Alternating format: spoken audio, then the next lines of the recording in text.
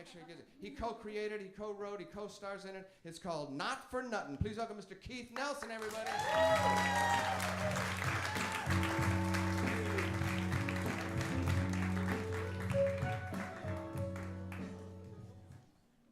How about a hand for Jimmy, huh?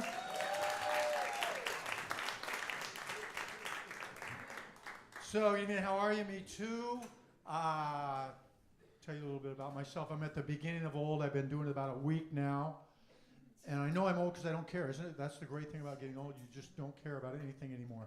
You can look across the room. It can be like Scarlett Johansson, Margot Robbie, and I'm like, it's too far to walk. In good shape for my age, but yet I'm getting old. Like, I do kung fu. I'm in very good shape. Don't want to fight anybody. It's old kung fu. Basically, somebody cuts in line an early bird special. Maybe I do something to them. That's all I'm saying. Because I'm getting old, right? And who's in their 20s? How old are you guys? Anybody in their 20s? How old are you, dude? 25. Perfect. What's your name? Dan. Dan. Very good shape, but I'm not Dan. Because Dan's 25, right? Let me tell you something. Dan loses his arm in a combine accident on the farm tomorrow. He wakes up the next day. Bam! He's got a new arm. Why? Because he's Dan. He's 25, and he makes love 8 times a day. He has a job, right? Let me tell you something, folks. I got a bump right here on the inside of my knee where I ran to the corner of a bed in 2006.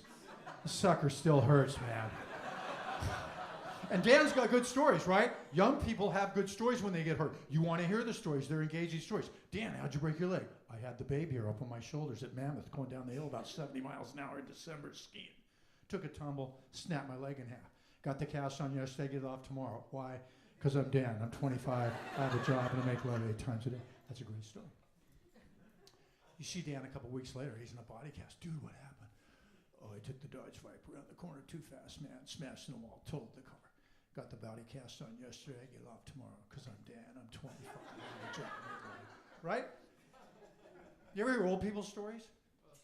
They're terrible. Nobody wants to hear. How'd you break your hip? I was opening the peanut butter jar and crap happens, man. How'd you break your wrist? Windy day.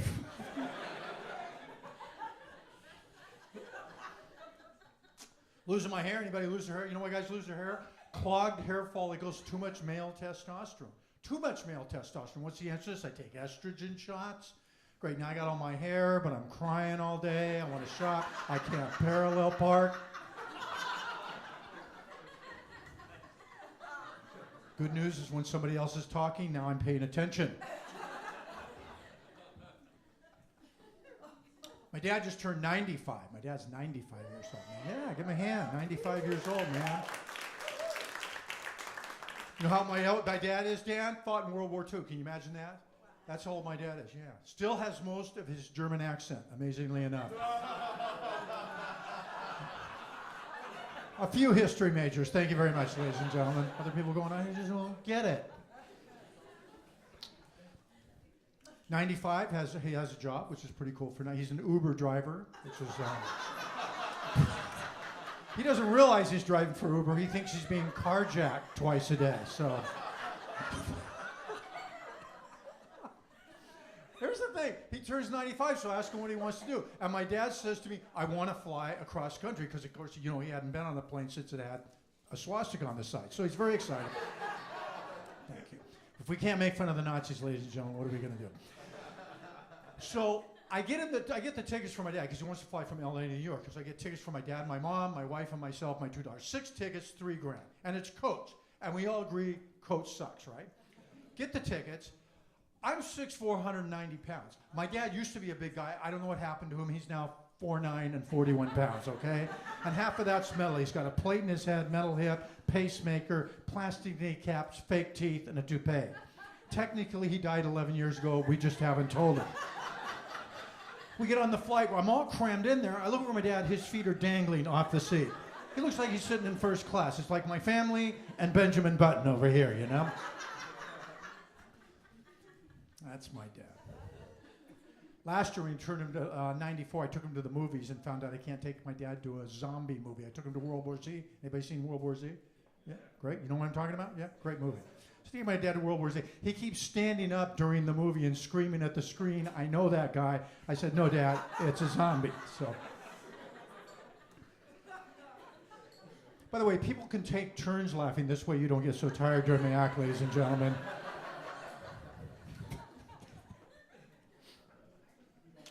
Took my dad to the doctor because, you know, he's 95 and worried about his health. And he's got, but, well, I say doctor, he's got a very high copay, so we take him to the vet. Don't tell him he's a greyhound. These are the jokes, folks. I don't want you to think that I'm the smartest guy in the world. I make mistakes too. I make mistakes too. Not like my parents. This is what's weird. I don't know what happens with old people. They get to a certain age and then they just, like whatever medication on, they get a little, they dance to any music they hear and they get a little paranoid. My mom's big thing is she thinks everybody's stealing from her. Anybody have that? She was in the hospital for 2 weeks. She kept claiming the nurse is stealing her clothes every day. The nurse is stealing my clothes. No, Mom, the nurse is not stealing. I'm telling you, the nurse is stealing my clothes. Yeah, that hot, banging 25-year-old nurse can't get her day started unless she's wearing your nylon housecoat and those 101 Dalmatian slippers. That's exactly what's going on, Mom. So my mom thinks everybody's stealing with her. Meanwhile, my dad, 95, right, gets picked up for shoplifting. So I got to go down to the police station. They're trying to get, 5 senior citizens in their 90s in a police lineup with a Chinese lady. I don't know what that was about. I don't know if you've ever tried to take senior citizens and get them all face the same direction. I don't know if you've ever been in a room full of cats where they're running around smelling each other's bottom. Same thing, basically. So we're in there, and they're trying to get them to line up. That kills most of the morning. Then my dad's demanding to take a lie detectors test after lunch, and I don't know, one of the things, of course, to do a lie detectors test is they have to find a pulse. So that kills the whole afternoon, and finally at 5 o'clock, one of the cops confesses so we can all go home.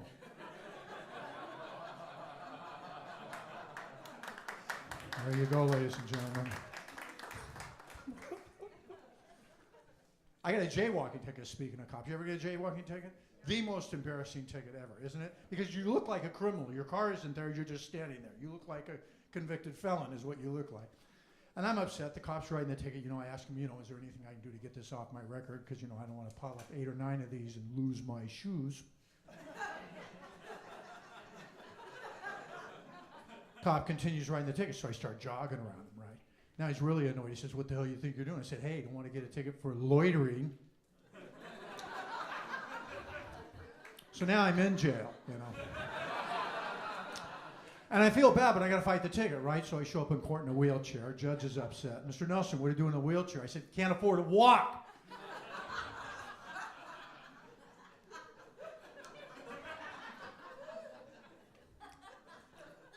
Writing homeless people jaywalking tickets in LA. Did you know this? Homeless people? And I did not know this.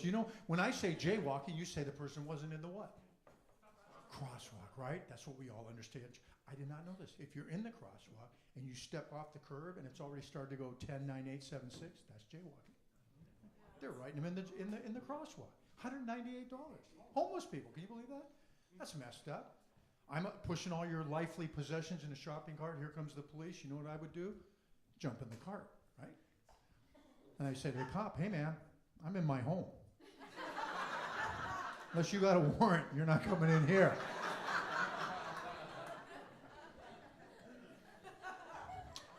Well, ladies and gentlemen, you've been a very exciting group. Always good to load up on Prozac right before you come into a comedy show.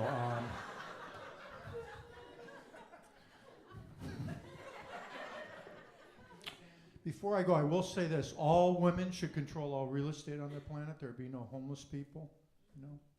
Give a woman 60 people a one-bedroom apartment. She could make them fit. I know this because I've been in a woman's purse. How do you guys do it? How do you get so much junk in one place at one time? The only thing more pathetic than seeing a guy in a mall holding a woman's purse, the guy digging through that thinking he's going to find what she put in there. If your wife or girlfriend ever asks you to get something out of her purse, just keep walking, pretend you didn't hear her, man. See a guy digging through a woman's purse like lipstick, lip gloss, eyeshadow, eyeliner, mascara, powder, blush, hair and face, suntan, lotion, Q-tips, condoms, handkerchief, curling, curlers, mousse and gel, hairspray, hairbrush, hair dryer, toe cutter, nail file, eyeliner, pouring, pencil, checkbook, wallet, charge cards, pictures, Motrin, aspirin, vitamin, perfume, panties, bandages, Kotex, condoms, Kleenex, Band-Aids, cigarettes, sweats, nylons, garters, underwear, cotton crotches, silk, bras, push-up, plunging, see-through, button front, button back, slips, t-shirt, blouses, sweaters, camisole, leotard, lingerie, pumps, flats, heels, jogging, aerobic, walking shoes, pins, needles, spoon, fork, salt, pepper, sugar, spatula, harlequin romance, and a handgun. So don't ever mess with a woman. You guys been very nice. Give Dan a hand. Thank you very much.